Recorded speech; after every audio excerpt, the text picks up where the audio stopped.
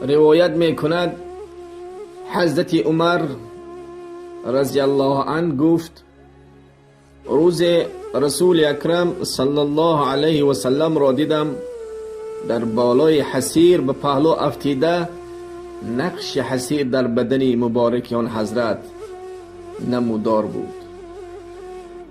گفتم یا رسول الله، پادشاهان روم و پادشاهان فارس خدای مهربان را عبادت نمی کنند، آنها از دین دور هستند، با وجود آنکه همیشه در نعمتهای پروردگار و با لباسهای بیشمار و با خرسندی عمر به سر میبرند.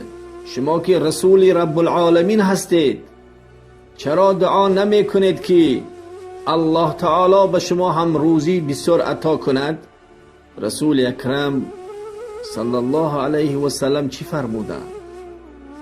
ای ابن خطاب، راضی نیستی که دنیا از آن قوم باشد و آخرت از مایان باشد؟